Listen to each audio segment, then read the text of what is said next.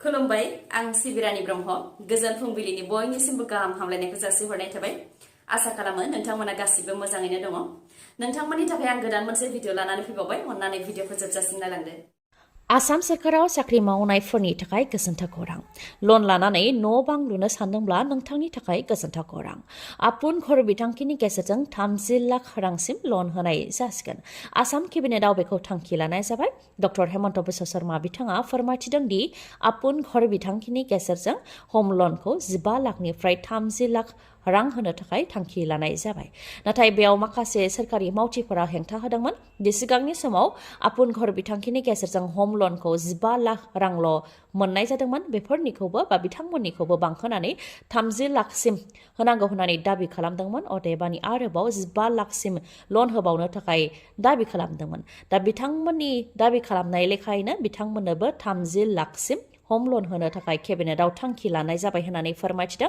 आसामनि गिबि मन्थ्रि डक्टर हेमन्त बिश्व शर्मा बिथाङा जोबथेसालियाव थानाय एनडिबिफोरखौ उदां खालामनो थाखाय बिटिसि सरकारनाव एसेबो गोसो गैया नामा फारसेथिं एनडिबिफोरखौ लानानै गोबां सिरियासै खामानि मावदों होननानै सरकारा बुंबाय थादों बेराफारसेथिं एनडिबिनि दैदेनगिरिफ्रा सरकारनि फारसेनिफ्राय जेबो मदद मोनाखै होननानै फोरमायथिबोदों मख'नो गोनांदि चिरां जिल्ला सुन्दारियाव कमिटि फर एनडिबि प्रिजनार फेमिलि मेम्बार्स हान्जानि आफादगिरि प्रसेन इस्लारिया गावनि हान्जाखौ लानानै खौरांगिरि मेल हांख्रायदों बिथांमोना फोरमायथिदों दि एनआइए केसआव गोग्लैनाय 7 एनडिबि नि बेलनि थाखाय कर्टआव नांदोंमोन जेराव 4 बेल मोननो हाबाय आरो 4निखौ एनआइए अबजेक्सन होनायनि थाखाय बेल मोनासै होननानै फोरमायथिदों जुदि सरकारनि फारसेनिफ्राय नारसिननायमोनब्ला बेबायदि जानाय नङामोन होननानै फोरमायथिदों बिथांमोनहा सरकारा जाहाथे एनडिबिखौ लानानै गोसो होनानै खामानि मावो बेनि थाखायबो सरकारनि फारसे खावलायो जायनाखि हाइकर्टआव रिजेक्ट जायोब्ला सुप्रिम कर्टआव थांनो गोनां जायो बेयाव जों बायदि नखरा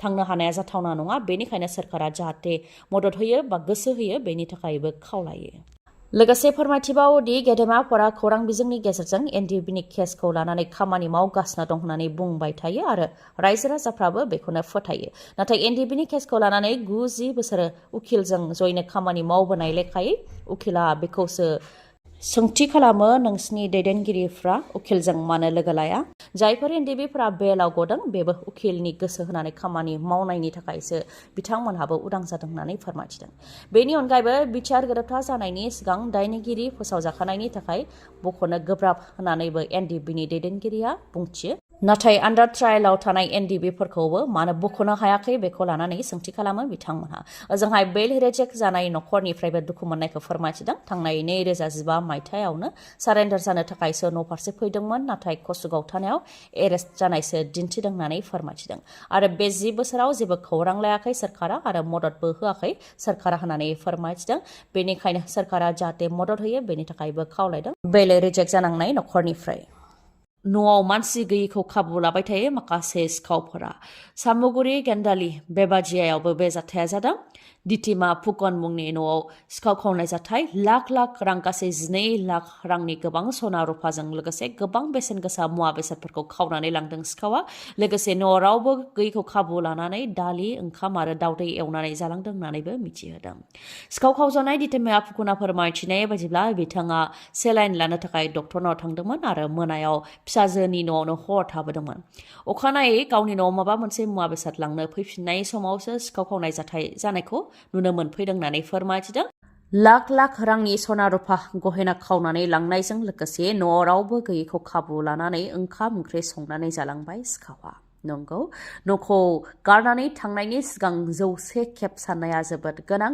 मानोना जेब्ला गाव न'आव फैदोंमोन अब्ला गेटनि थाला देखनाय आरो न'नि आलमिरानि थालाफोरखौ एरख'नाय आरो मुवा बेसादफोरखौ लांख्रां फिंख्रां जानायखौ नुनो मोनफैदों होननानै फोरमायथिदों बाथरुमनि भेन्टिलेसननि गेजेरजोंनो सिखावा हाबदों होननानै फोरमायथिदों आरो न'आव थानाय गासै 12 लाखनि गोबां सना रुफाफोरखौ खावनानै लांदों होननानै फोरमायथिदों बेनि मादाव दोंब्रै माला 2 जरा खोमानि सना हिरानि आस्थाम मोननै सनानि आस्थाम उन्दै गथ'नि माला सना बेफोर गासैखौबो लांदों बेनि अनगायैबो सीसीटीवी केमेराखौ सिफायनानै रेकर्डिं मेसिनखौबो लानानै थांदों होननानै फोरमायथिदों बे सिखाव खावनाय जाथायखौ खाथिनिनो सासे सुबुंनि सायाव सन्देह खालामदों मानोना खाथिनि सासे सुबुङा नामखर आरो गुबुन सुबुंनि न'आव खावनायनि रेकर्ड दंखायो होननानै फोरमायथिदों बेनिखायनो बे सुबुंनि मुंखौ पुलिस थानायावबो गथायनाय जाबाय होननानै फोरमायथिदों गरिब थाखोनि सुबुंफोर गेजेर थाखोनि आरो आइजोफोरनि थाखाय दिनै गोजोनथाव खौरां फैनो हागौ। इउनियन बाजेटखौ दिनै थिसनगोन। मिरुनि रांखान्थि मन्थ्रि निर्मला सीतारामन बिथाङा दिनै इउनियन बाजेटखौ थिसनगोन आरो बेयो निर्मला सीतारामन बिथांनि 90थि इउनियन बाजेट थिसननाय जागोन। फाइनान्सियेल इयार 2025-26 नि इउनियन बाजेटखौनो दिनै थिसनगोन। जायनाखि प्राइम मिनिस्टार नरेन्द्र मदि बिथाङा गरिब सुबुंफोरनि थाखाय गेजेर थाखोनि सुबुंफोरनि थाखाय आरो आइजोफोरनि थाखाय गुबुन गुबुन बिथांखिफोर लाबोनो खोथा होदोंमोन। बे लेखायै दिनै गरिबफोरनि थाखाय गेजेर थाखोनि सुबुंफोरनि थाखाय आरो आइजोफोरनि थाखाय दिनै गोजोनथाव खौरां फैनो हागौ बेखौ आसा खालामनो हायो। गेजेर थाखोनि सुबुंफोरनि सायाव टेक्स जि जाबसिननाय बे टेक्सनिफ्राय रेहाय होनो हागौ। टेक्स स्लेब आरो रेटआ सोलायनो हागौ। निउ टेक्स रेजिमेयावबो सोलाय सोल' लाबोनो हागौ। उल्था फारसेथिं सनानि बेसेना बांनो हागौ। मख'नो गोनांदि सनानि बेसेना बे बोसोरनि जागायजेननायावनो गोबां बांदों। गुवाहाटियाव मैयानि सानावनो 24 केरेट सनानि बेसेना 10 ग्रामाव 83,060 रांमोन, जेराव सानसे सिगांसो 81,740 रांमोन। थिग बेबायदिनो 22 केरेट सनानि बेसेना 10 ग्रामाव 79,100 रांमोन आरो बेनि सानसे सिगां 77,850 रांमोन। सानसेयावनो 1,250 रां बांदों आरो बेबायदि बांबाय थायोब्ला बे बोसोरावनो सनानि बेसेना 10 ग्रामाव 1 लाख रां जाहैगोनखौ आसा खालामनो हायो। सानसुमै नार्जारिनि नखरनि बिजुलि नार्जारिया गोमानानै दङ। नखरनिफ्राय फोरमायथिनाय बायदिब्ला बिजुलि नार्जारिनि खर'आव जेंना दङ। थांनाय 28 जानुवारिनिफ्रायनो गोमादों होननानै फोरमायथि होदों नखरनिफ्राय। फोरमायथिनो गोनांदि बिजुलि नार्जारिया क'क्राझार गसाइगावनि थागिबि। सोरबाफोर बिथांखौ नुसनबायोबा बा बिजुलि नार्जारिखौ नुसनबायोबा नखरनि सोद्रोमाफोरनो खौरां हरनो थाखाय खावलायहरदों नखरनि सोद्रोमाफ्रा। गोमानाय आइजोनि सावगारिखौ मबाइलनि स्क्रिनाव नायनानै लानो हागोन आरो सोरबाफोर बहाबाफोर नुसनबायोबा नखराव खौरां हरनो हागोन। खौरां हरनो थाखाय 7636909593 बे नाम्बाराव कल हरनो हागोन। नोंथांनि मेगनाव जेंना जादों नामा? जुदि जेंना जादोंब्ला आरो नोंथाङा मेगननि मोजां डक्टर नागिरदोंब्ला नोंथांनि थाखाय मोजां खौरां। बङाइगावनि आइ हस्पिटालाव फैगोन सिनियर आइ स्पेशलिस्ट डक्टर प्रबिन बसुमतारी। बिथाङा एम्स निउ दिल्लीनि बारग' SR, RPC आरो दिल्ली GNCTनि बारग' आइ कनसालटेन्ट। डक्टर प्रबिन बसुमतारीनि अनगायैबो मेगननि डक्टर आशराफुल आलम आरो डक्टर मेघाली शर्माखौबो बङाइगावनि आइ हस्पिटालाव नोंथांमोनहा मोननो हागोन। लोगोसेनो कम्पिउटार पेक'नि गेजेरजों केटारेक्ट सार्जारि खालामनो हागोन, जेराव जेबो सानाय गैयालासे, सुथेनाय गैयालासे आरो गोख्रैनो गाहामाव फैफिननायखौ नोंथांमोनहा मोननो हागोन। आबुं थङा जाहैबाय बङाइगाव लवार आसाम हस्पिटालनि उल्था दिगाव बास स्टेन्डनि साखाथियाव।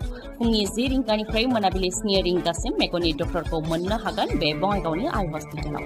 माबाफोर सुलुं लानो गोसो दंबावोबा नोंथांमोनहा 6900949900 बे नाम्बाराव खौरां लाहरनो हागोन। गोजोन्थों। दिनैनि भिडिअ'आ एसेनोसै। गाबोन फिन लोगो मोनफिनबावगोन। नोंथाङा जुदि आंनि भिडिअ'खौ मोजां मोनदोंबा लाइक, कमेन्ट आरो शेयार खालामनो दाबाव। गोजोन्थों।